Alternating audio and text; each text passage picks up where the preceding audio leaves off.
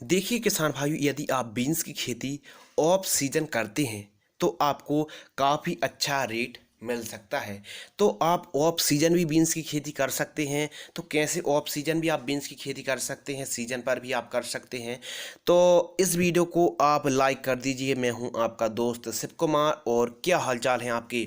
तो चलिए हम अपनी वीडियो को स्टार्ट करते हैं, और आज की वीडियो में आपको बताने वाले हैं बीन्स की उन्नत खेती की A to Z संपूर्ण जानकारी। सीजन ऑफ है, लेकिन इस समय भी यदि आप बीन्स की खेती करते हैं, सिंचाई की मात्रा पर्याप्त मात्रा में यदि आप सिंचाई के साधन संसाधन हैं, तो आप आसानी से बीन्स की खेती उन्नत तरीके से कर सकते हैं। यदि आप बरसात में करना चाहते हैं तो थोड़ा सा क्या है, देखिए आप पहले इसको समझिए।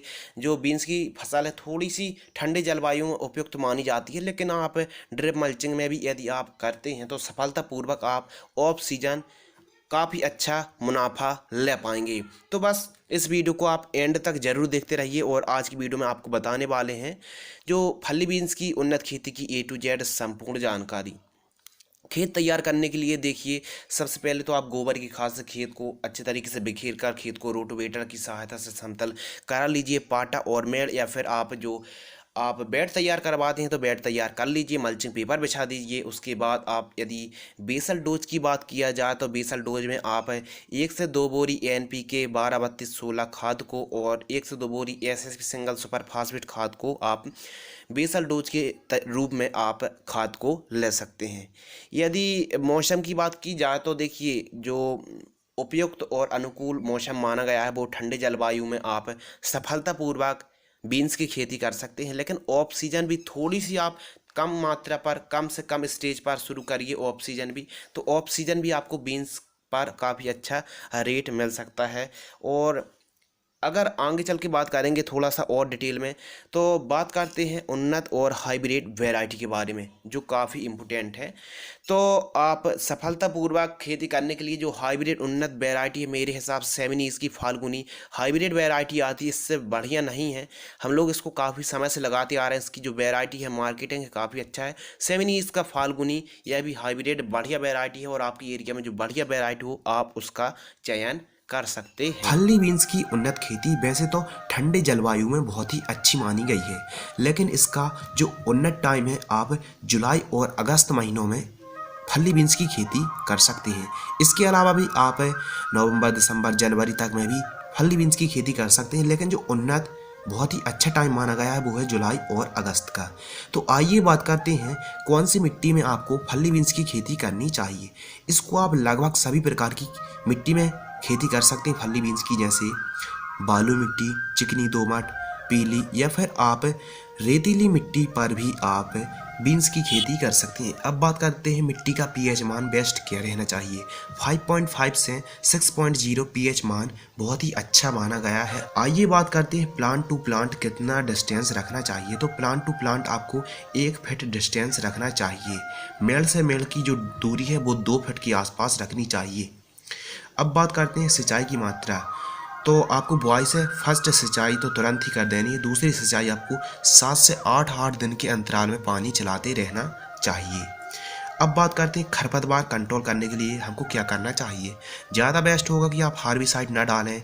यदि मजदूरों की सहायता से निंदाई गुड़ाई करा देती हैं तो काफ़ी बेस्ट रहेगा। 100 से 120 क्विंटल प्रति हेक्टेयर की दर से उत्पादन होता है। लेकिन आपको सबसे ज़्यादा इम्पोर्टेंट कौन सी बात रखनी है, आपको बुआई से पहले बीज उपचार जरूर करें। दोस्तों, आप यूपीएल के हिसाब से या फिर कार्बेंडाजिम से बीजों को उपचार जरूर करें, तभी बोनी करनी चाहिए। बीन्स की खेती में सिंचाई की कम आवश्यकता पड़ती है, और 8-8 दिन में भी आप पानी देंगे तो पर्याप्त मात्रा में आपको मेंटेन करके रख सकते हैं। बात कर लेते हैं जब आप बुआई से लगभग 15 दिन बाद कौन सी खाद देनी चाहिए। केवल आपको यूरिया देना है 1 एकड़ में 30 किलोग्राम। दूसरी पानी में यानी जब 30 दिन की आपकी फल्ली बीन्स की खेती होती है तो उस टाइम आपको 30 किलोग्राम 1 एकड़ में यूरिया और 1 किलोग्राम जिंक को आपको जड़ों के पास देना चाहिए। जैसे ही हमारी फसल बीन्स की लगभग 35 से 40 दिन के आसपास की होती है तो हमको क्या करना है, 1 एकड़ में 30 किलोग्राम यूरिया और उसी के साथ 2 किलोग्राम माइक्रोन्यूट्रिएंट युक्त खाद को मिक्स करके जड़ों के पास देना चाहिए। इसके अलावा आपको लगभग 45 दिन के आसपास की जब हमारी बीन्स की फसल होती है तो हमको 19-19-19 को 700 ग्राम स्प्रे करना चाहिए 1 एकड़ में। बीन्स की फसल में सबसे ज़्यादा अटैक होता है फल्ली छेदक का, तो उसके लिए आपको क्विनल फॉस का स्प्रे करना चाहिए। 1 लीटर पानी में आपको 1 ml स्प्रे करना चाहिए, यानी 1 एकड़ में आपको 200 लीटर पानी में 200 ml स्प्रे करना चाहिए। इसके अलावा भी आप बाहर की अलांटो को स्प्रे कर सकते हैं और क्विनल फॉस को या फिर परफेक्ट सुपर को स्प्रे कर सकते हैं 1 लीटर पानी में आपको 1 ml। अधिक उत्पादन के लिए और ग्रोथ के लिए हमको क्या स्प्रे करना चाहिए, उसके लिए आपको प्लांट ग्रोथ रेगुलेटर का स्प्रे करना चाहिए। जो हम लोग स्प्रे करते हैं वही आपके साथ हम शेयर करेंगे। हम स्प्रे करते हैं जैसे हमारी फसल 30 दिन के आसपास की होती है तो हम कृषि रसायन का पोषक सुपर को स्प्रे करते हैं और मल्टीफ्लेक्स का जीवरास जो टॉनिक आता है उसको स्प्रे करना चाहिए। इसके अलावा अधिक फ्लावरिंग स्टेज में हमको स्प्रे करना होता है अमीनो एसिड, तो आप कोरोमंडल इंटरनेशनल कंपनी का फेंटाक प्लस स्प्रे कर सकते हैं। उसको आपको 1 एकड़ में 200 ml स्प्रे करना चाहिए फल्ली बीन्स में।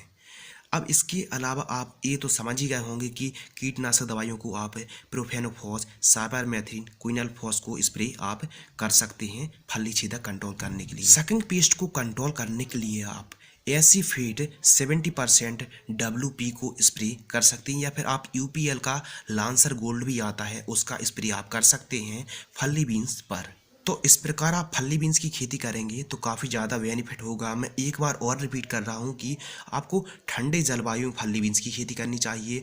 आप लगभग सभी प्रकार की मिट्टी में खेती कर सकते हैं। इसके अलावा आपको एक्यूरेट डिस्टेंस रखना है, प्लांट टू प्लांट 1 फीट के आसपास आपको डिस्टेंस रखना चाहिए। मेड टू मेड का डिस्टेंस 2 फीट रखना चाहिए और सिंचाई की मात्रा ज़्यादा पानी की आवश्यकता नहीं होती है हमको और काफ़ी अच्छा रेट हमको मिल जाता है। लगभग 25 रुपये केजी से 40-50 रुपये केजी के आसपास का एवरेज हमको आसानी से मिल जाता है।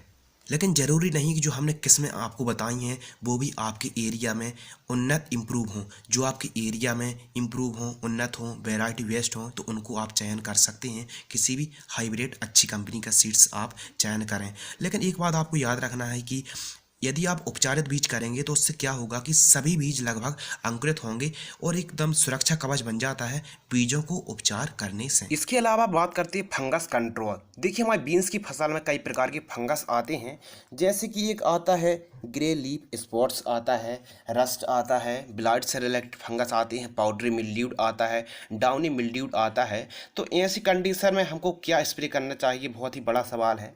देखिए प्रोपिकोनोजोल 25% EC को हमको 200 ml 200 लीटर पानी में प्रति एकड़ की दर से स्प्रे करना चाहिए।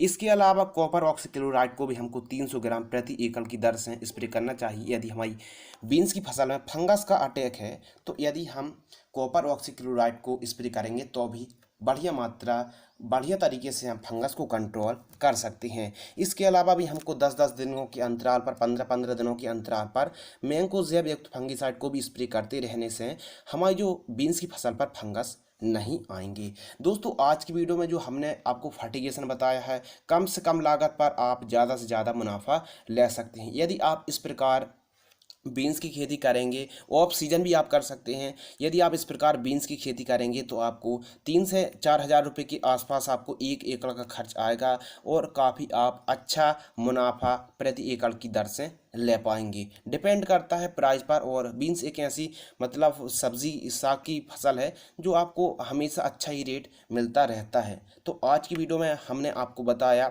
जो सेमिनीज की फाल्गुनी वैरायटी है यह बढ़िया वैरायटी है, और आपको यह जानकारी यदि अच्छी लगती है, वीडियो पसंद आती है तो वीडियो को लाइक करें। मिलते हैं और भी ऐसे इंटरेस्टिंग टॉपिक के साथ, तब तक के लिए धन्यवाद।